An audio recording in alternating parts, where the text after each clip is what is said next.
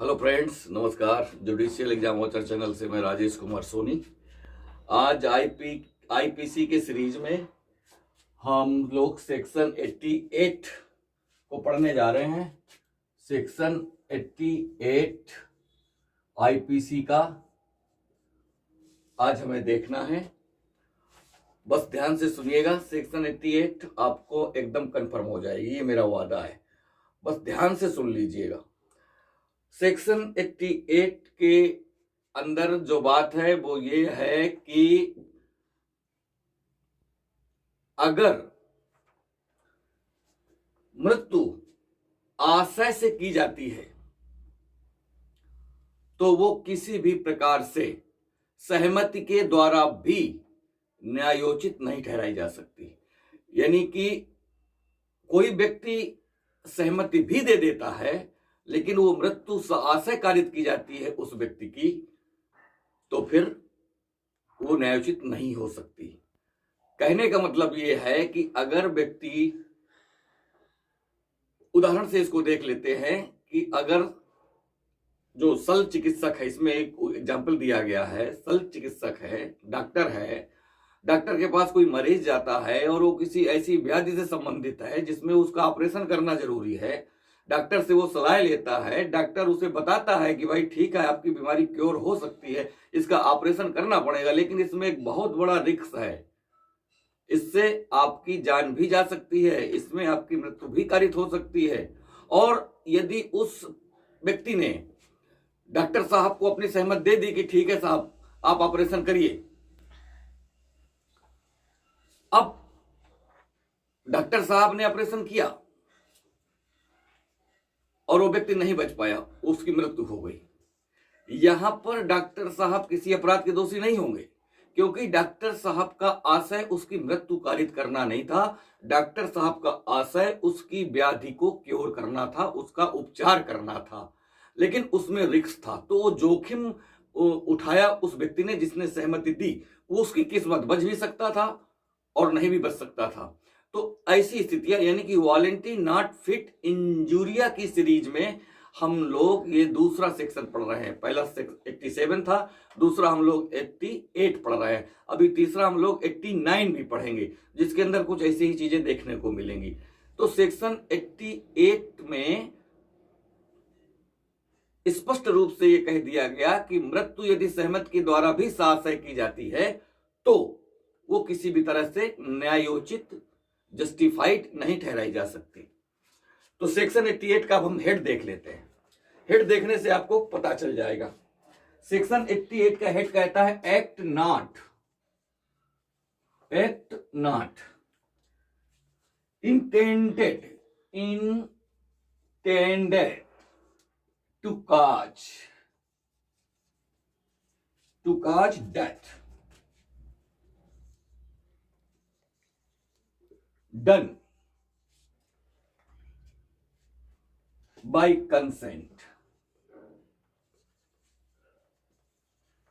in, यहां विशेष रूप से देखना पड़ेगा आपको, इसमें पूरे हेड में ही सारी बातें आ गई हैं।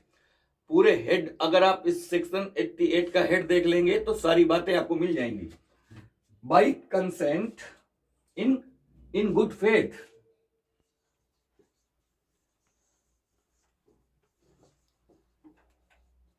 इन good faith for person's benefit.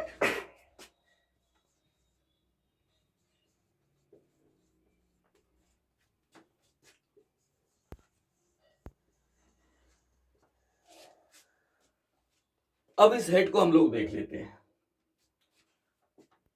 Act done by consent in good faith for person's benefit not intended to cause death. अगर ऐसे पढ़ लेंगे तो समझ आ जाएगा। एक्ट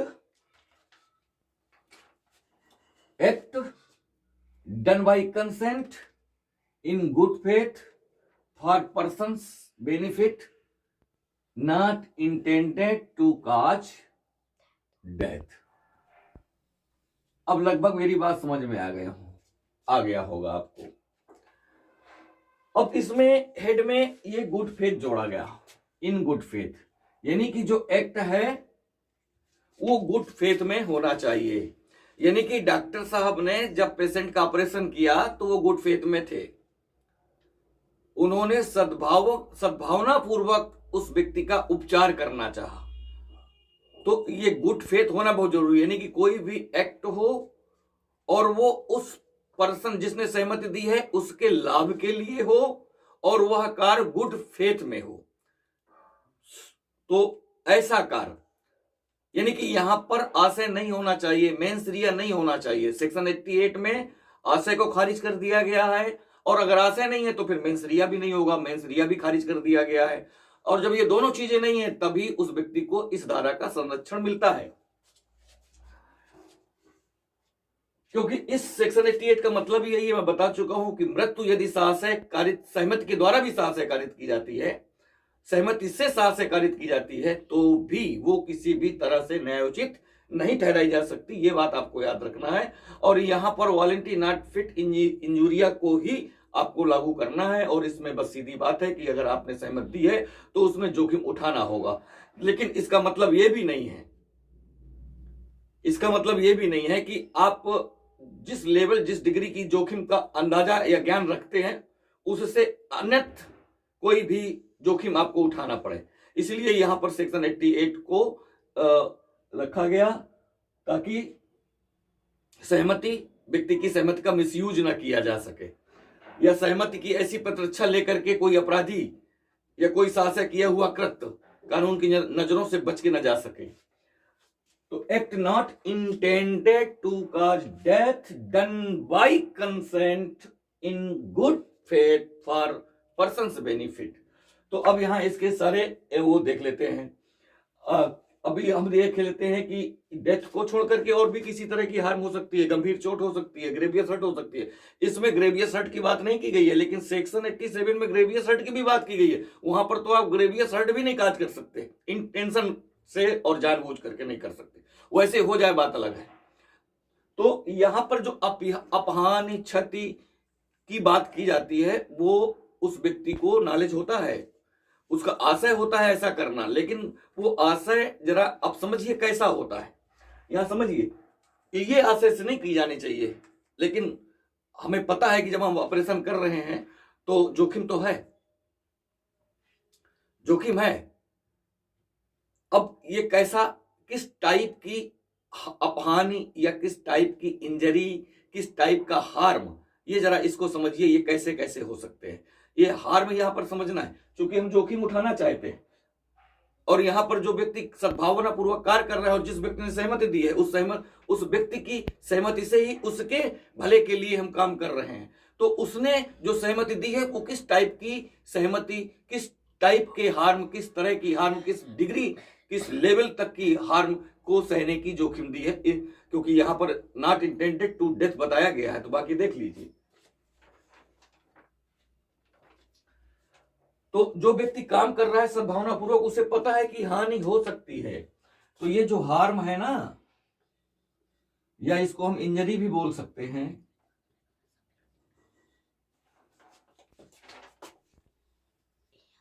इसको देखिए, जो व्यक्ति सद्भाविक होकर के काम कर रहा है उसे पता है कि ये जो हार्म है में काज ये हो सकती है, उसे पता है हो सकती है। और ये देखिए, ये हार्म आसित भी हो सकती है, be intended by the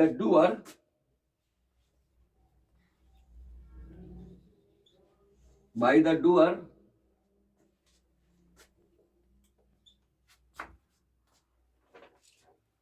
two cause. ये हार्म हैपन हो सकती है, में काज लिखा गया है, हो सकती है। और ये जो हार्म है इसको to be intended by the doer to cause, उस डूअर का जो स्वाभाविक डूअर है यहां पर, उसका आशय भी हो सकता है कि वो इस तरह की अपहानि उसको कारित करे जिससे उसका भला हो जाए। यानी कि वो अपहान कारित कर रहा है जिससे उसका भला हो सकता है, उसके बेनिफिट में वो अपहान कारित कर रहा है। अपहान कारित करने से उस व्यक्ति का भला होने वाला है जिसने सहमति दी है, तो उसे पता है उसने आशय पूर्वक उस तरह की हानि उसको करना है। या फिर उस सद्भाविक डुअर को पता है, बी नोन, या तो आशय है या फिर बी नोन, बी नोन, उसको पता है, वो जानता है। B known by the doer, B known by the doer, be known by the doer, to be likely to catch, to be likely to catch that harm। स्पष्ट करना चाहूंगा, बिल्कुल दिमाग में बिठा लीजिए इस बात को कि ये एक्ट से जो हार्म कारित होगी, तो ये हार्म कारित करने वाले व्यक्ति को पता है, ये हार्म जो भी कारित होगी उसे पता है कि ये हार्म में काज हो सकती है, या उसका आशय हो सकता है ऐसी हार्म को कारित करने का, क्योंकि ऐसी हार्म कारित करके ही उसका भला किया जा सकता है। या फिर जो कार्य वो कर रहा है उसको पहले से ही पता है कि जब मैं ये कार्य करूंगा, be known by the doer to be likely to cause harm, यानी कि जब मैं ये कार्य करूंगा, ऐसा कृत्य करूंगा, तो उससे संभावित है कि ऐसी हार्म कारित हो जाए, तो ये डुअर को पता है। तो ये इस तरह की इस टाइप के डुअर को धारा 88 प्रोटेक्ट करती है। अब यहां पर डेथ कारित करने का आशय नहीं होना चाहिए, यानी कि मेंस रिया नहीं होना चाहिए, इंटेंशन नहीं होना चाहिए, लेकिन हार्म आप कारित कर सकते हैं। और ये इसको छोड़ करके कोई भी हार्म, यानी कि यहां तक की गंभीर चोट हो सकती है, इसमें हो सकती है, लेकिन ये नहीं हो सकती। अगर ये भी होती है तो इंटेंटेड नहीं होनी चाहिए, यानी कि आशय, अगर मृत्यु भी कारित हो जाती है तो वो आशय नहीं होना चाहिए, मृत्यु कारित करने का आशय नहीं होना चाहिए, ये भी हो सकता है। तो ये हार्म है, इसको आप समझ लें कि जो डुअर है, इस एक्ट का जो ये डुअर है उसे पता है कार्य करते समय इस तरह की हानियां हो सकती है, या उसका आशय है कि ऐसी अपहान करके उसका भला करे, या उसे पता है कि जब मैं ऐसा काम करूंगा तो अपहान कारित होने की संभावना है। तो अभी आपने देखा धारा 88 आईपीसी के क्या आवश्यक तत्व थे, क्या एसेंशियल्स थे, उसकी डिफिनेशन क्या थी, और उसमें कैसा प्रोटेक्शन अपहानीकर्ता को दिया गया है। तो लब्बो लुबाब यही है धारा 88 का, कि धारा 88 अपहानीकर्ता को प्रतिरक्षित करती है, और ऐसे अपहानीकर्ता को प्रतिरक्षित करती है जिसने सद्भावना पूर्वक क्षतिग्रस्त व्यक्ति को के भले के लिए कार्य किया, for the benefit of the person, of that person, उस पर्सन के जिसने कंसेंट दिया है, हु हैज गिवन कंसेंट, उस पर्सन के बेनिफिट के लिए गुड फेथ पे और कार्य किया गया है। अब हम उसी पर्सन को क्षतिग्रस्त पर्सन कहेंगे, क्योंकि हम उसे कोई ना कोई अपहान कारित करके बचा सकते हैं, उसका भला कर सकते हैं। तो जब हम कोई ना कोई अपहान कारित करके किसी व्यक्ति का भला कर सकते हैं, तो वहां पर धारा 88 बचाव प्रस्तुत करती है। लेकिन आशय मृत्यु कारित करने का नहीं होना चाहिए। यहां पर स्पष्ट हेड में ही लिखा गया है, not intended to cause death, ऐसा एक्ट नहीं होना चाहिए। हाँ, जो उसके लिए अपहान कारित की जा रही है वो इंटेंडेड हो सकती है, वो इंटेंडेड हो सकती है, या अपहान वो करता है, उस अपहान कारित भी हो सकती है, या उसे पता है कि जब मैं इसके भले के लिए कुछ ऐसा करूंगा तो अपहानि कारित हो सकती है, ये उसे पता है। तो अपहानि को आप समझिए और इसके बाद इसके हेड को आप समझिए। अब एक उदाहरण के तौर पर देख लीजिए, अगर जो बुक्स में दिया गया है कि एक स्कूल का अध्यापक एक बच्चे को दंडित करता है, वो दंडित इसलिए करता है ताकि स्कूल का अनुशासन बना रहे और बच्चे में भी अनुशासन आए, सुधार आए, बच्चे के भले के लिए वो बच्चे को दंडित करता है। दंडित करता है का मतलब कि कम से कम वो इस लेवल में दंडित करता है कि वो सेक्शन 323 अप्लाई हो सकता है।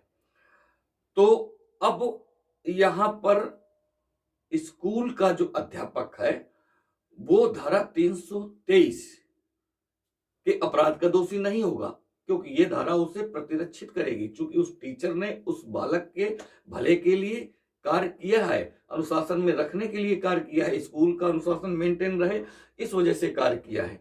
अब बात ये आती है कि वो बच्चा है, तो अगर वो बच्चा 12 ईयर ऑफ एज से अधिक है,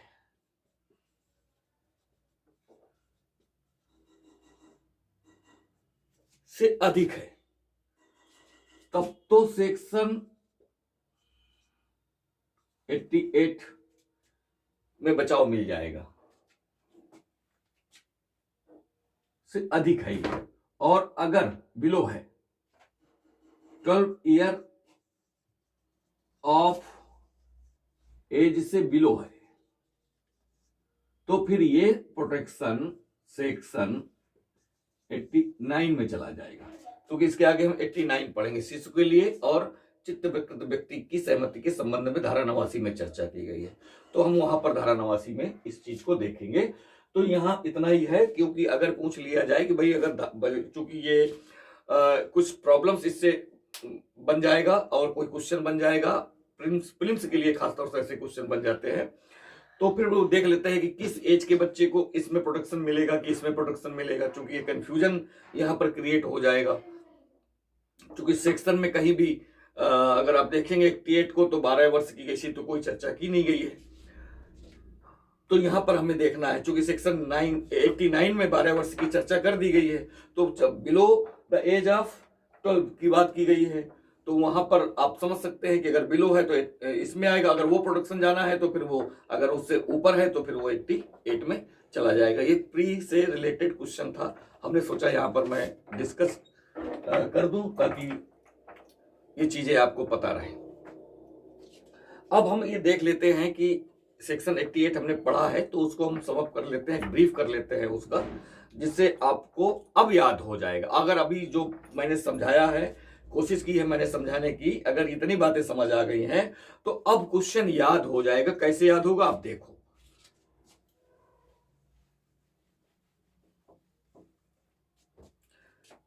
ये सेक्शन 88 ऐसे याद होगा कि आपको ये पता है कि कोई एक्ट है,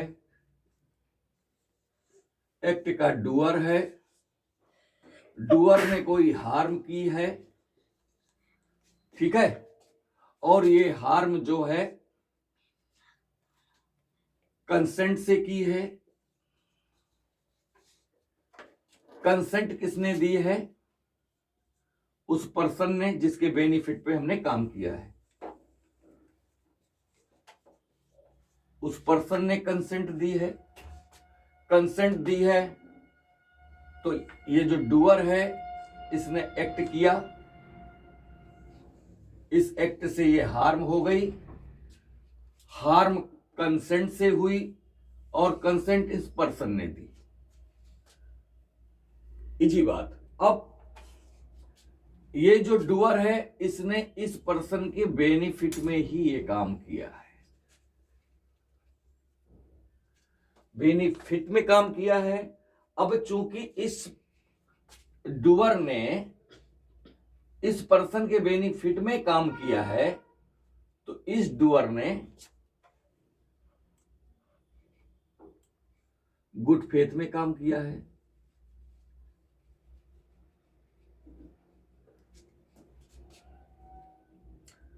समझने की कोशिश करिए।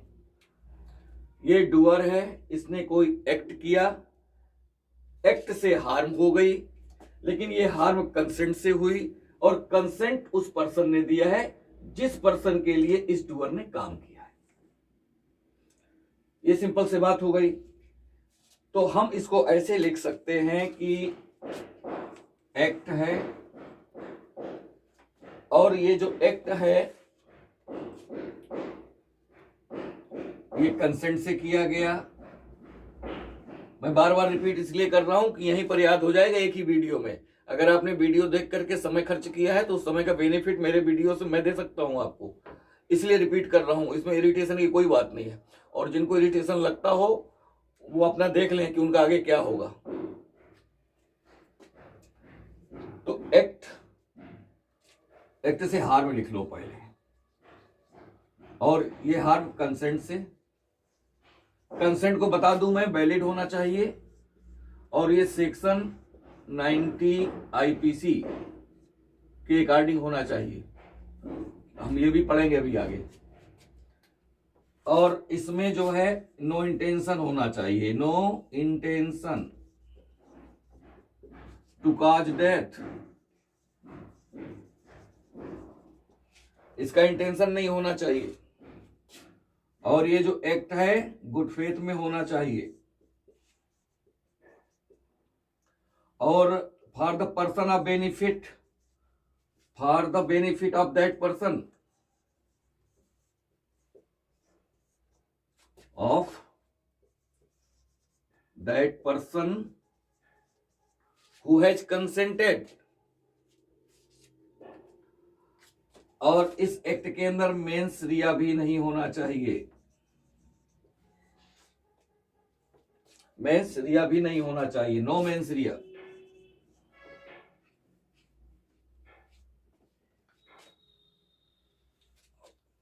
अब ये बात क्लियर हो गई सेक्शन 88 में क्या है।